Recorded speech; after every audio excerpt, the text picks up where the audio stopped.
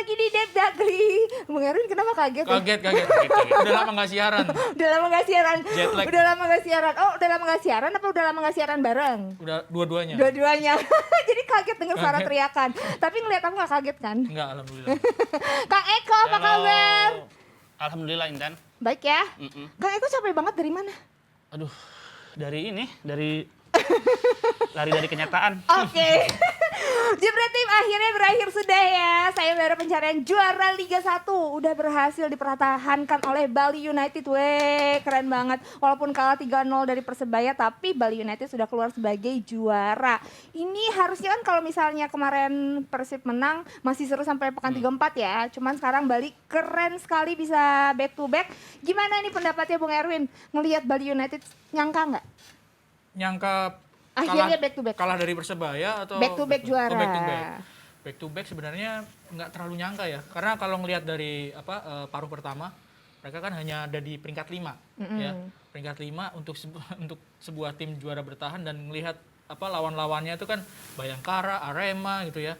Cenderung lebih stabil, tapi ternyata di putaran kedua ada perbaikan dan ada sejumlah faktor ya, mungkin akan kita bahas nanti. Ada sejumlah faktor yang bikin Bali ini bisa akhirnya jadi juara lagi. Wah, faktor apa tuh nanti kita bahas ya. Iya. Kang Eko gimana tanggapan yang ngelihat Bali akhirnya back to back? Ini sejarah loh. Iya betul ya. Jadi kalau nyangka sih enggak, tapi kalau terkejut pun enggak juga gitu. Karena kan banyak aspek ya. Kalau kita melihat secara komprehensif kan Bali ini kita nggak cuma bicara masalah kedalaman squad ya, tapi secara finansial, tempat latihan, termasuk ketika seluruh seri dihabiskan di Bali, mau nggak mau ya, itu jelas Keuntungan. menguntungkan mereka gitu. Oke, nih kalau ngomongin juara liga, nanti kan ini pasti akan ada pestanya ya. Iya. Dan di mana terus akhirnya apakah akhirnya boleh penonton masuk atau enggak? Ini kita sudah terhubung sama Mas Hanif nih. Mas Hanif si orang dalam. Waduh. Bukan temannya lagi. Udah kan semua udah tahu lah ya. Dia itu- Mas Hanif orang dalam, manajer media dan PR PT LIB. Halo Mas Hanif, apa kabar?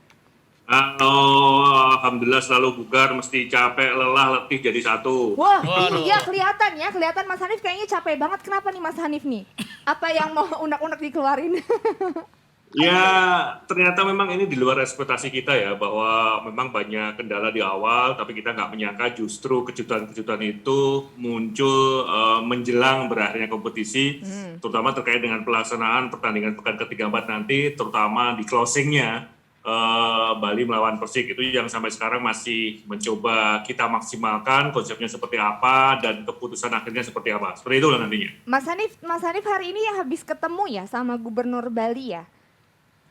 Wah, kok tahu ya dari siapa nih infonya nih? Oh tahu dong. Selalu kan dari orang dalam ada orang dalam lagi Mas Hanif. Oh. Tenang. Ini gimana nih Mas hasil pertemuannya tadi?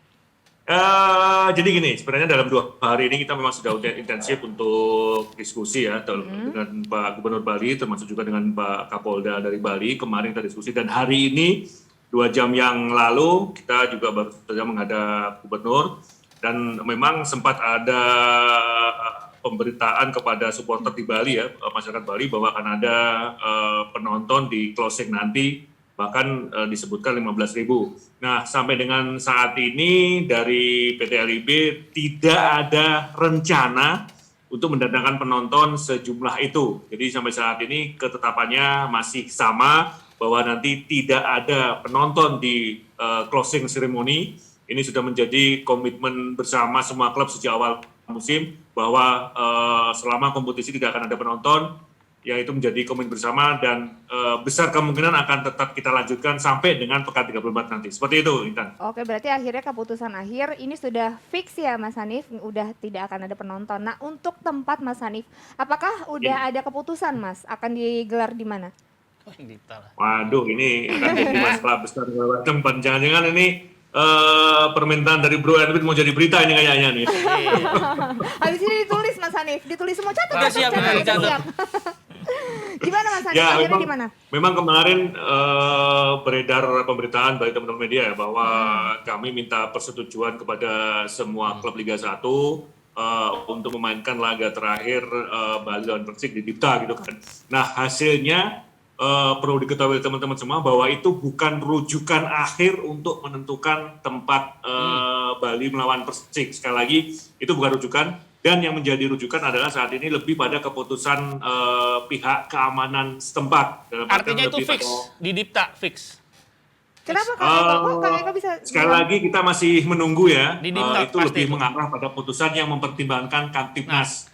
Karena kita tahu pada belajar dari pengalaman tanggal 25 kemarin ketika Persebaya melawan Bali, setelah pertandingan jalanan yang ada di sekitar Stadion Ngurah Rai itu macet Lumpuh, total. betul. Nah, hal seperti ini yang nanti akan menjadi pertimbangan dari pihak keamanan setempat, apakah tetap di Ngurah Rai atau dipindah di Iwayan Dipta, tunggu dalam 1-2 hari ini. Seperti itu, Intan. Oke, nah Mas Hanif kan kemarin tadi Mas Hanif bilang sempat diadakan voting ya, walaupun voting ini bukan hasil yang dirujuk ya. Nah ini tempat Ya. ada voting, tapi apakah sebagian besar klub ini sebenarnya setuju atau enggak Mas Hanif kalau seandainya diadakannya di Iwayan Dipta? Karena kan terkait mungkin mereka menganggap ini adalah home-nya Bali United, padahal ini Liga 1 kali ini tidak merujuk pada home dan away gitu kan. Ini mungkin pertimbangan klub-klub itu. Mereka mostly setuju nggak sih Mas Hanif? Ada yang nggak setuju, ada yang setuju. Tapi berapa kalkulasinya, sekali lagi saya tadi sudah dapat informasi dari direksi, berapa yang setuju dan berapa yang tidak setuju, tidak boleh diinformasikan ke teman-teman. Nah, karena ini lebih Oke. pada konsumsi internal aja, begitu Intan. Oh gitu, oke Mas Hanif. Tapi kalau sampai saat ini persiapannya udah sejauh mana Mas Hanif? Selain tempat kan mungkin belum ditentukan, cuman persiapan lainnya gimana? Ya, kalau persiapan terkait teknis seremoni sudah kita matangkan, nanti tetap ada setelah pertandingan selesai, nanti ada seremoni yang kemungkinan besar akan disiarkan juga secara langsung sekitar 30 menit, dan ada sekitar 5 atau 6 petinggi yang petinggi negara ya, itu yang akan ikut memberikan hadiah medali kepada tim juara, dalam hal ini Bali United, dan juga ada tribun khusus, juga ada panggung khusus yang nantinya disiapkan untuk closing ceremony ini. Seperti biasa, dan pemberian piala langsung diserahkan pada saat closing ceremony, dan piala insya Allah H-1 akan bentuknya seperti apa, konsepnya seperti apa, akan kita komunikasikan ke publik. Termasuk juga dengan teman-teman media. Begitu Bro Edwin, nanti bisa disiarkan. Bisa disiarkan. Mas Jalan. Hanif, tapi ada kabar nggak sih Mas, apakah Pak Presiden datang ke Waduh. perayaan juara Liga 1 ini? Sejauh ini yang sudah terkonfirmasi ada 2 Pak Menteri yang dipastikan akan datang pada saat closing ceremony nanti. Seperti itu. Boleh bocorin Mas Menteri apa Mas? Menpora. Menpora sama Erick Thohir. Oh bener ya, oh ya. Ah. Oh, Nah itu kemungkinan satu yang disebutkan, besar. satunya jelas Pak Kemenpora ya, Pak Zainuddin Amali. Oke, Mas Mas Erwin, Mas. Mas Erwin ada yang mau ditanyain nggak? Ya, mungkin Gua Erwin, gua tahu apa yang ada di otak sampean ini. Ya udah langsung jawab loh. enggak lah, enggak.